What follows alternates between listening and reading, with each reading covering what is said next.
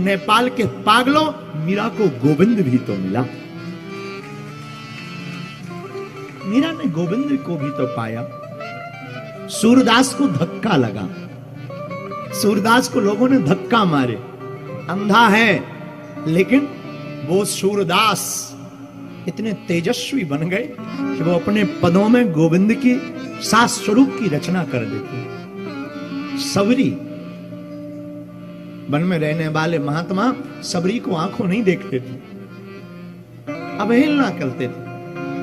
सबरी झाड़ू लगाती थी तो महात्मा कहते थे कि ना जाने मतंग मुनि की मति मारी गई जो इस स्त्री को लाए हैं। एक तो स्त्री ऊपर से निम्न जाति की वन में रहती है, लगता है मतंग मुनि की मति मारी गई थी। सबरी बिचारी सुन ली, सबरी कोई जवाब नहीं देती। और उस वन में बड़े बड़े महात्मा रहते, 4 प्रकार के महात्मा रहते थे। पवनहारी, पयहारी, दूधाहारी, जलाहारी। एक महात्मा रहते जो केवल जल पान करके रहते थे, तपस्या करते थे, जल केवल पीते थे, जलाहारी। वो कहते थे राम जी वन आएंगे ना तो सबसे पहले हमारे घर आएंगे, हमारी झोपड़ी में आएंगे। क्यों? क्योंकि हम जलाहारी महात्मा हैं, हमने आज तक कुछ भी नहीं खाया, केवल जल का पान किया। तो बगल में दूसरे महात्मा रहते थे, वो कहते ना ना ना, तुम्हारे घर राम जी नहीं आएंगे, सबसे पहले राम जी अगर वन आएंगे ना प्रभु, तो वो सबसे पहले हमारी झोपड़ी में आएंगे। क्यों? क्योंकि हम दूधाहारी महात्मा हैं, हम दिन में 1 बार दूध पीते हैं, बाकी कुछ नहीं लेते, हजारों साल हो गई हैं।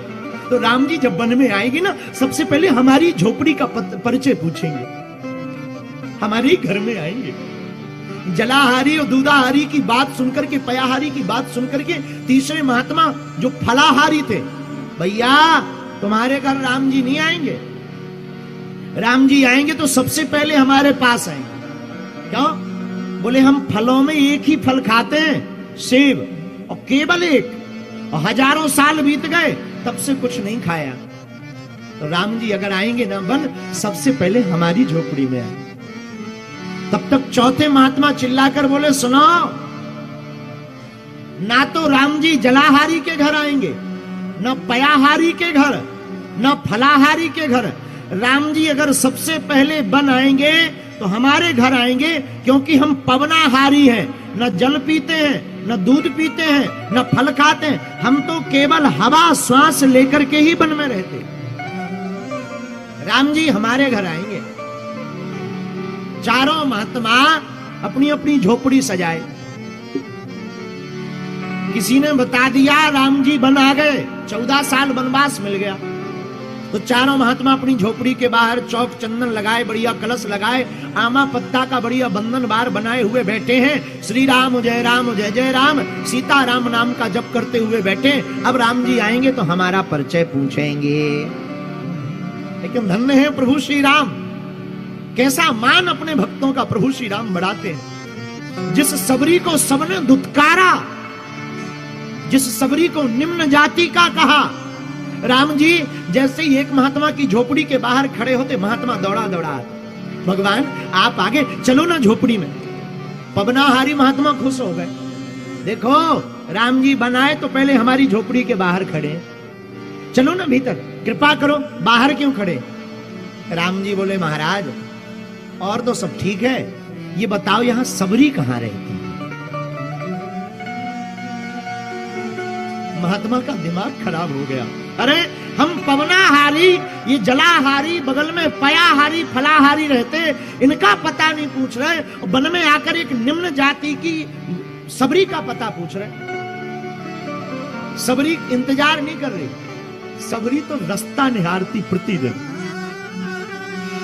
वो तो रोज बुहारती है रास्ते को, राम जी आ जाएंगे। महात्मा ठोकर देते शब्दों का, लेकिन सबरी कहती भगवान आप कुछ भी कह लो, हमें कोई फर्क नहीं पड़ता, हमारे गुरुदेव ने कहा, ये गुरु आज्ञा होती है, ये देखो गुरु पर भरोसा होता। सबरी कहती हमारे गुरुदेव मतंग मुनि ने कहा कि सबरी तुम्हें नहीं आना पड़ेगा, एक दिन राम पूछते पूछते तुम्हारे घर आएंगे। आप रामायण पढ़िएगा, माई बाप मेरे पागलों, आप रामचरितमानस पढ़िएगा तो रामायण में लिखा स्पष्ट, प्रभु सबरी के घर गए। और हमारा मानना है प्रभु श्री राम वन रावण को मारने नहीं गए, कैकेयी के कहने पे नहीं गए, सबरी के घर कृपा करने, उसका मान बढ़ाने के लिए भगवान वन में आए। वरना मुझे कौन पूछता था, तेरी बंदगी से पहले मैं खुद को ढूंढता था, इस जिंदगी से पहले।